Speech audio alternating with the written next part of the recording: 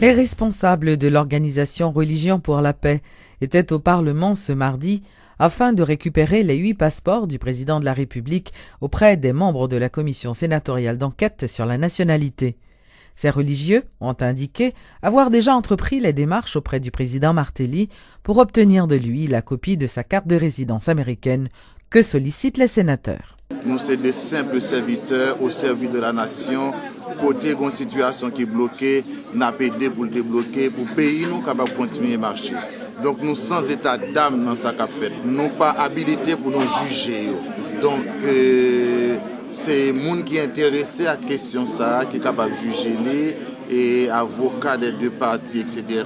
Mais nous-mêmes, nous voulons être un groupe qui est disponible pour toutes les parties qui sont en conflit. Pasteur, qu'en est-il de la carte de résidence? Il y a des démarches qu'a fait? Demande en fait et bientôt nous connaissons qui Jean Savaille. Nous n'avons aucune compétence, aucune capacité pour nous analyser un document passeport pour nous connaître s'il a des éléments ajoutés ou pas. Ça, c'est pas nous. Nous va étonner le nouveau numéro qui dans page passeport la première page là et puis c'est pas les mêmes qui en haut dans toute page qui trouvée dans passeport ça va prouver que il y a un pile éléments graves qui fait dans niveau ça. Comment nous pas étonner nous sur des bagages que nous pas même connaître. Nous pas étonner sur rien que nous pas gagner comme données. Moi expliquons encore nous disons que nous-mêmes c'était prendre document yo point mettre dans l'autre point et prendre dans l'autre point mettre dans l'autre point. Son facilitation son temps pour passer de là son cours de transmission. C'est ou pas demander un Chalimo s'il connaît si juste assez sûr ou pas. Chalimo pas pour goûter jus, il pas nous ça nous est là oui. Nous pas connaître rien sur passeport. 5 membres d'une même famille ont été retrouvés morts dans leur maison. Des témoins affirment que ces personnes avaient été exécutées par les bandits qui ont également incendié leur domicile. C'est dans ce quartier populeux et populaire, situé à l'avenue N, que ce drame a eu lieu ce mardi à 1h du matin. Des bandits lourdement armés ont criblé de balles le dénommé Claudie Antoine ainsi que sa femme et ses 2 enfants. Les hommes armés ont par la suite incendié la maison des victimes qui ont été carbonisées. Les explications d'Antoinette Antoine, la sœur de Claudie Antoine. De cartouches. On a vidé, on plaque avec ça, on vidé la terre. Là vidé la terre, il dit la game non, pourquoi ça n'a pas tout comme ça, la game non. On a vidé cartouches sur lui. On a vidé cartouches sur lui, il y a tellement de non qui vête aluminium, qui en bas carbone qui vête aluminium dans fond bris, on de voir pied yo courir, yo voyons bagay. Dit fi apporter, on a poussé j'aime dans toi. Me dit chérie, du fait. Et dit fait oui, on sorti. M'a pété porte là parce que me gette attendé yo gette courir aller. Na pour li détaquer porte là boum courir, monter ka voisinage là. Selon une source sûre du commissariat de Port-au-Prince, ce crime et cet incendie serait un acte de vengeance sur Claudie Antoine. Cette même source révèle que la police a des informations fiables sur l'auteur de ce crime qui est un évadé de prison et un psychopathe. Le directeur du département de l'Ouest, le commissaire Michel-Ange Gédéon, reconnaît que l'insécurité connaît une recrudescence ces derniers jours dans la zone métropolitaine. Conjointement avec la mission des Nations Unies pour la stabilisation en Haïti, la MINUSTA, et la direction centrale de la police judiciaire ainsi que la DDO, ils ont déjà élaboré un plan visant à combattre l'insécurité qui tend à gagner de plus en plus de terrain. On va prendre machita balante brûlée, on prend un carte qui est passé dans rue Nicolas et Maglo-Amboise. Ou qu'à prendre l'autre 4 qui passé tout dans la zone Michoua, ou prendre 4 passé sur l'avenue Christophe là, et juge ça tout qui est assassiné. Donc tout ça c'est des bagages qui peuvent soulever l'indignation et tout le monde. Il y a des enquêtes qui sont en cours et dans l'enquête justement on apprend qu'il y a un crime ça même gagné et qui est-ce qui est derrière. Mais qui impact vous pensez changement de ça capable faire sur la population? Bon, écoutez, pas la première fois nous-mêmes nous vivons, bien que nous avons longtemps nous pas joindre, mais nous-mêmes la police nous fait en sorte que nous préparons, nous sommes capables d'adapter nous à changement et de ça. Mais on connaît les 6h du matin, bon, nous étions qu'on la police toute la nuit. Et je ne sais pas quoi ça va l'influencer.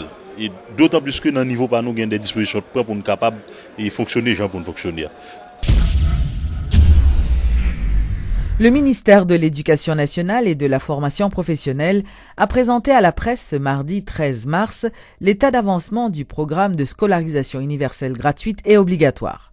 Selon les derniers chiffres communiqués par les responsables, toutes les écoles incluses dans ce programme ont reçu leur financement.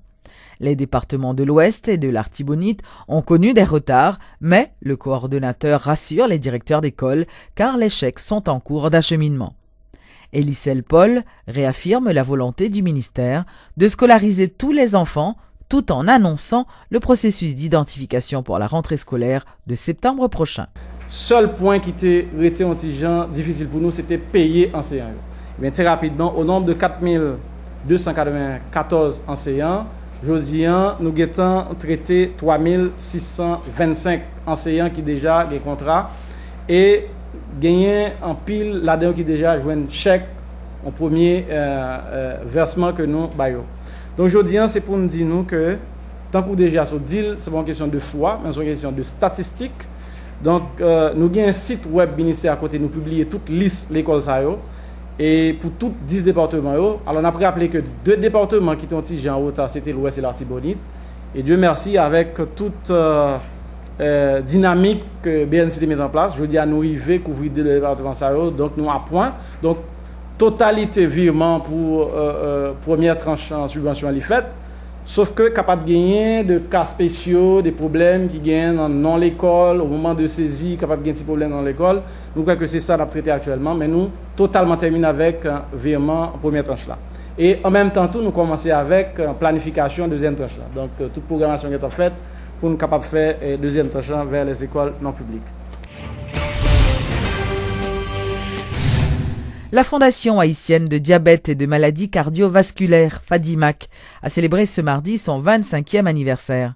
Le docteur Nancy Charles Larco a dressé un bilan positif du travail réalisé par la FADIMAC au sein de la société haïtienne. Il y a un pile volontariat qui est fait au niveau de FADIMAC et là employé FADIMAC vraiment c'est des gens qui opèrent côté que c'est yo senti concernés yo vraiment mettre tout dans le travail. Donc je pense que tout ça permettre d'arriver que nous ayons et succès ça à travers ces dernières années. Après le 12 janvier, la semaine qui a suivi le 12 janvier, le 18 janvier, FADIMAC a ouvert ses portes, côté que nous te recevoir en 6 mois, nous fait plus que 6000 visites.